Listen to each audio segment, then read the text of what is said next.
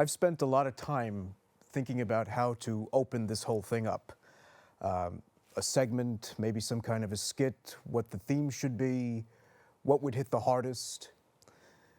But sometimes there's no choice, because what I want to talk about and what I need to talk about are two entirely different things completely. What I need to talk about is death. Death of loved ones, death of popes, death of cultures and civilizations. My grandmother died 3 days ago, and I got the news sitting on a coach bus packed with volunteers riding back from a canvassing deployment for Frank Morano in Staten Island. Let's hope he wins.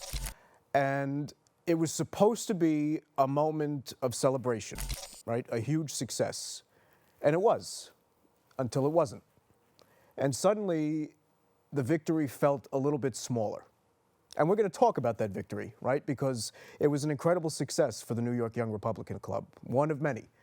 And in keeping with the theme, it's efforts like that one that will eventually bring about the death of the destructive status quo that's bled this city dry for far too long. But again, this is something we'll talk about later in the show. So, to say the least, I have been contemplating life and death quite a bit these last couple of days. Not just because the Pope passed, not just because I lost my grandmother. It's bigger than that, right? Because right now, we are living through the death of an era, the death of a culture, the death of neighborhoods we once knew and cities that were once the pride of nations. Memento mori, remember death. But you see, the thing is that death isn't just for the human body. Everything that man builds falls eventually. Empires crumble, languages disappear, families scatter, churches burn out, and the country that I was raised in, I watch disappear more and more every day. But death is not defeat, because it's through my Lord Jesus Christ that I know that death, even total death, is not the end, because it is Christ himself who defeated death. Behold, I make all things new. That's not just a promise to the dying. It's a warning to the corrupt. It's a guarantee to the faithful. When my grandmother passed, something in my family ended forever. But her legacy is something that we will continue to build. When a pope passes, the church doesn't die, it evolves. And right now, in this nation, in this culture, something is dying that needs to die. And something stronger is waiting to be rebuilt, if we can. We're standing at the grave of everything false, broken, and deceptive. But we don't mourn like the world mourns. We build, we fight, we persevere. And if you want to see where the first cracks in their empire is showing, you don't look at Wall Street. You don't look at Washington, D.C. You look right here in the Bronx. Because when they build battery plants next to our playgrounds, when they turn our neighborhoods into toxic cesspools for future generations to be raised in, that's not just neglect. That is premeditated death. And death demands a response. I'm Chris Reid, and this is Band of the Bronx.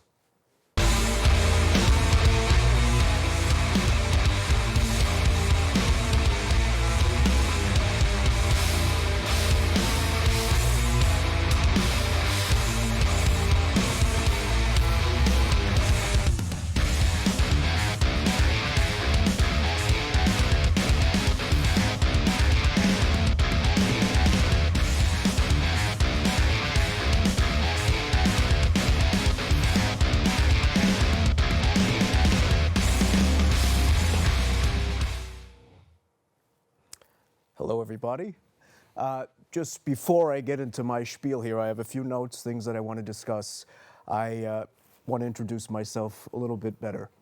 My name is Chris Reid. This is Band of the Bronx.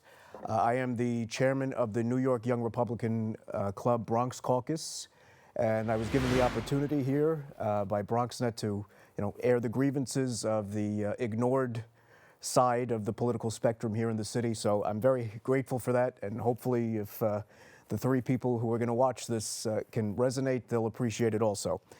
So look, I'm not just here to rant about, random things. We're here, well, I'm here to provide for you the reasoning as to why the Bronx has now become a sort of epicenter of this cultural and political shift that we're seeing. Many of us know that in the last election, Trump went up 22% in terms of like his support and stuff. He went up 22% from his last election, which is monumental, unheard of, historic, everything you could think of. That's what it was. But the question is why, right? Because everyone has this idea. It's like, how could you vote Republican, right? Living in the city. How could you possibly give your vote to the Republicans? And they ask that question as lithium-ion battery plants are being built steps away from residential neighborhoods, right? I had the opportunity a few weeks ago to join mayoral candidate Curtis Sliwa and public advocate candidate Gonzalo Duran at this rally that they had against this proposed lithium-ion battery plant. And it was really interesting to be there because the first thing you notice is that there's no signage. Nowhere on that proposed site does it say that this is going to be the site of a battery plant. The people in the neighborhood didn't even know that it was going to be there. Store owners right across the street, I think it's an auto body shop, I'm not sure, they don't even know what it was supposed to be. Now, why do you think that is, right? Is it because people are voting Republican? Is it because Trump came and suddenly said we want to poison all these people? No, it's because we've allowed this to happen. Time and time again, we give our votes to people who don't care about us, who continue to poison us, who continue to limit our access to freedoms because it's habit, because it's, frankly, social engineering, right? We don't just all suddenly vote in a similar pattern just because that's how we feel. It's how we're brought up. It's what we're taught, right? So that's the situation with that lithium-ion battery shelter. It's things like that that are another drop in the red wave that's taking over this city. And whether you like it or not, that's what's happening. Because it's not just the Bronx where this is happening. In Staten Island, which is pretty much a given, right? It's the reddest of the boroughs. But also in Queens, in Brooklyn, and Manhattan, right? Things that were once considered unheard of politically in this city are now reality. And it's, again, because of reasons like this. It's not just lithium-ion battery plants either. It's migrant shelters in impoverished neighborhoods where people can't even afford, their groceries. They don't even know what they're going to eat that night. All right, but we don't put America first anymore, right? Those people don't matter. And ironically enough, those people are living in the bluest areas of this city.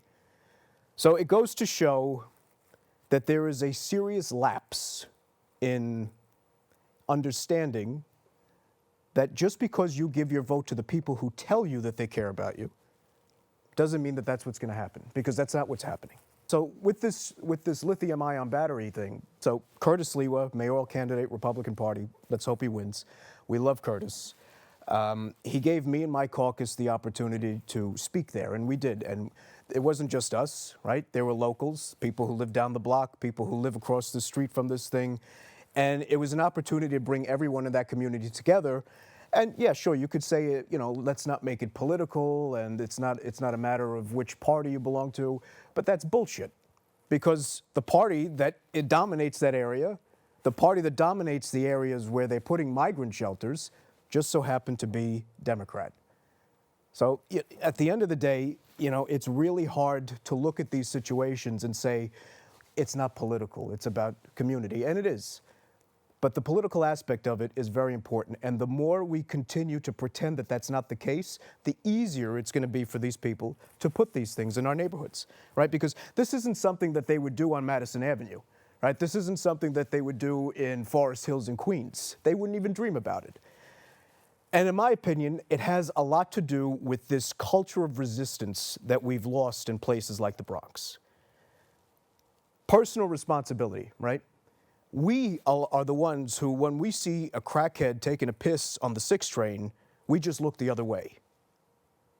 When we see crime and filth, we turn a blind eye, right?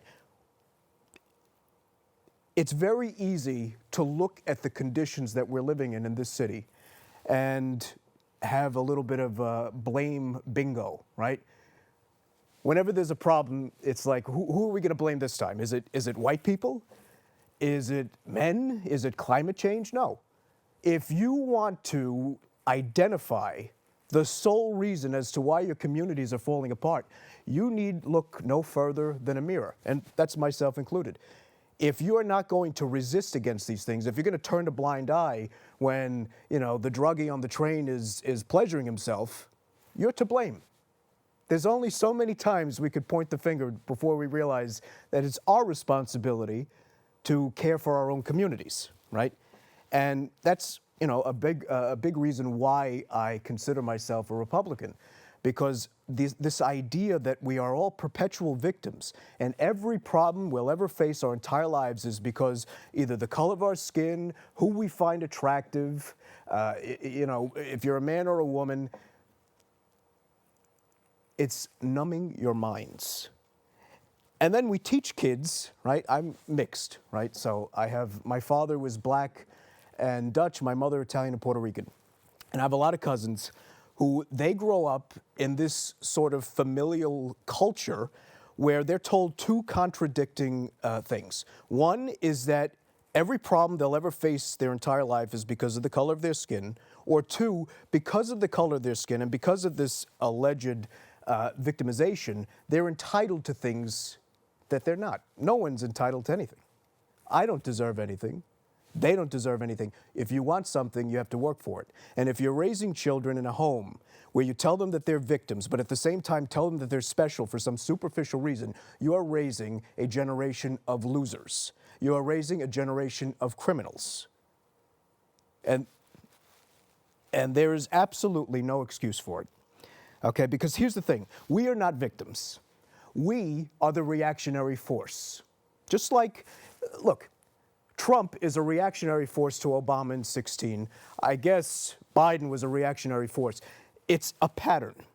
So when you hear these people try to tell you who you are, when you hear them try to tell you that your problems are because of X, Y, and Z, they are not giving you the tools to deal with a broken community.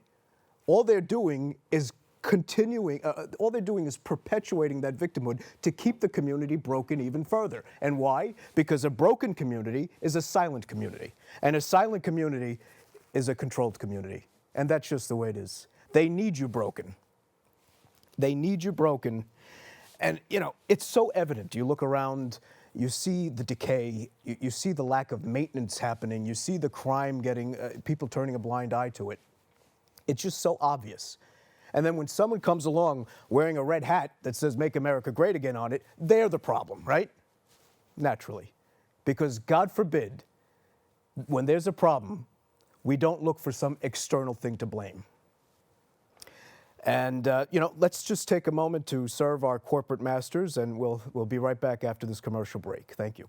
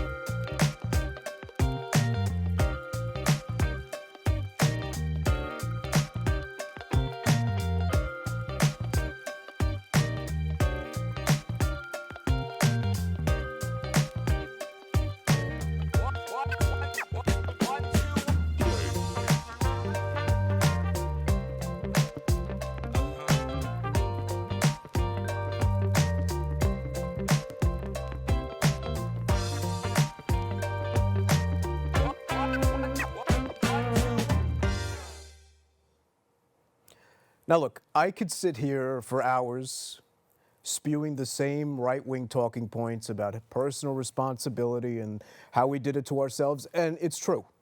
But there's an element to this that the right doesn't talk about, and that's a major grievance that I have with them. You see, I'm not one of those, follow you blindly just because you vote Republican.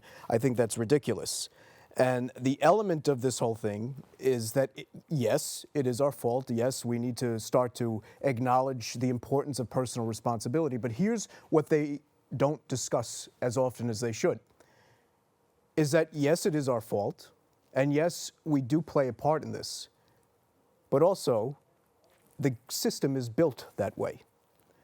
The system is built in a way to keep individuals broken, like I discussed before. A broken society is a society easy to control. A broken community is never going to speak up for itself. And so, yes, they planned it that way because they need consumers. To them, we're nothing but, cattle, to say the least. Because here's the thing, sick people buy the pills, right?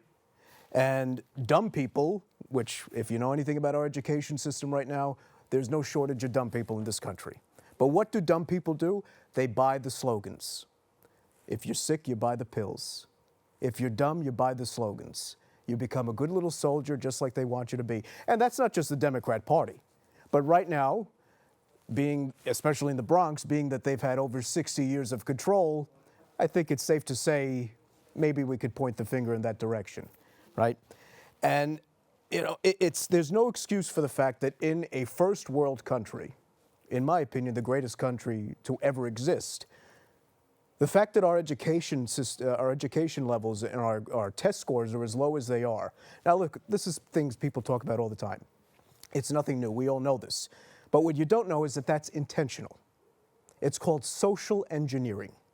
Our entire school system is based off of the Prussian system anyway, right? And that was not to create free-thinking individuals.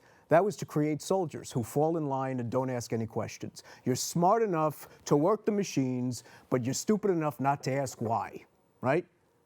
And that's exactly the sort of system that they built, and that's the sort of system that we're living here in the Bronx in particular. Because the Bronx is not only low-hanging fruit for these establishment Democrats, but it's also a place that's easy to ignore, right? It's a shame when you think about it. In my neighborhood, I grew up in a primarily Catholic neighborhood, and there was a very close-knit sort of vibe going on. And within the last 10 years, it's completely unrecognizable. The churches have shut down. The streets are littered in filth. I mean, I guess the same could be said about many neighborhoods and communities in this city. But I live in the Bronx, so that's what I care about the most. Not to mention the fact that the Bronx has the least access to healthy, viable options in terms of food, right? What do you think that is? So they keep us dumb in our schools. They keep us sick with the food, right? And we all think that that's just happening. I mean, look at testosterone levels, for example. I think over the last 40 years, it's dropped like, I don't know exactly. It's dropped a significant amount. That is by design. That's not an accident, okay? There are no accidents when it comes to this sort of thing. And if it were an accident, there would be less examples of it, right? Because it's one thing after another.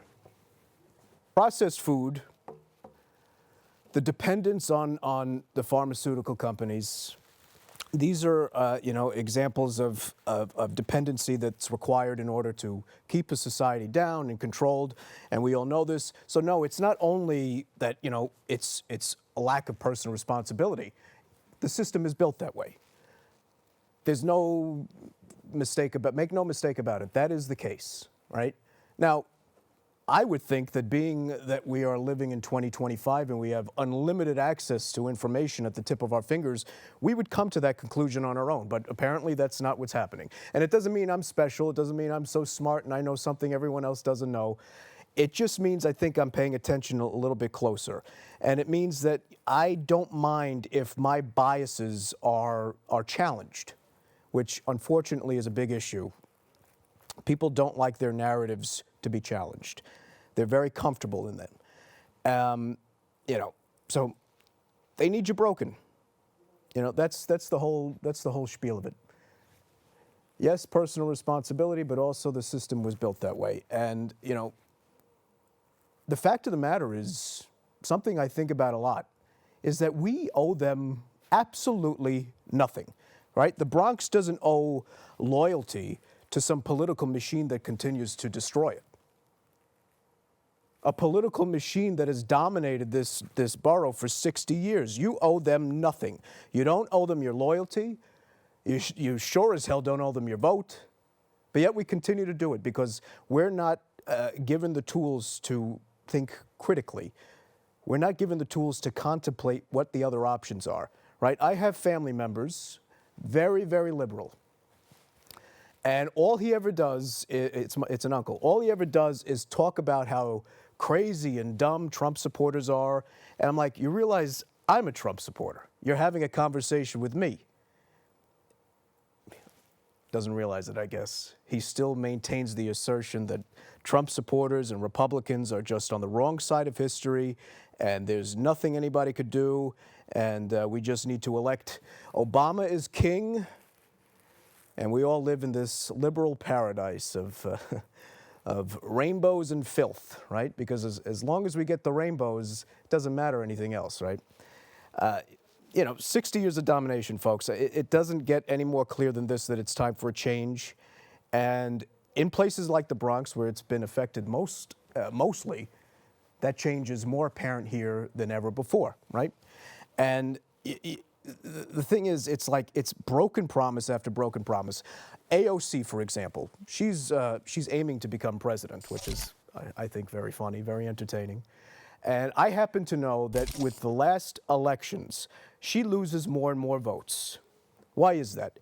It's because the messaging, okay, let me try to figure out a better way to say this. They still own the microphone, right? They own the media, they own Hollywood, they own it all. They own the conduit, but nobody gives a shit about the message anymore. And that's why Trump won every swing state. That's why New York was this close.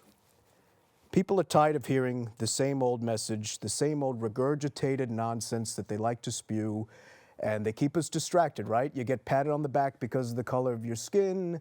You get parades thrown for you because of who you're attracted to, which is fine. I have no issue with any of that. But that becomes a crutch. It's very sad to see, folks. I don't know.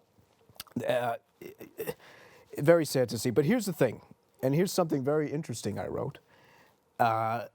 You know, this is not a matter of, you know, Trump or MAGA or whatever.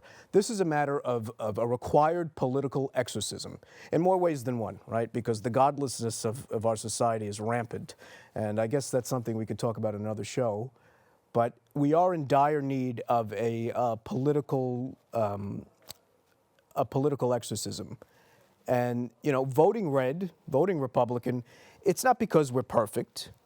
And it's not because we know more than the others. It's because we're tired of losing. We're tired of getting dumped on. We're tired of migrant shelters in neighborhoods that have women's shelters right down the block. Men's only migrant shelters at that. 2,200 men's only migrant shelter down the block from a woman's shelter. You think that's going to end well? It's not.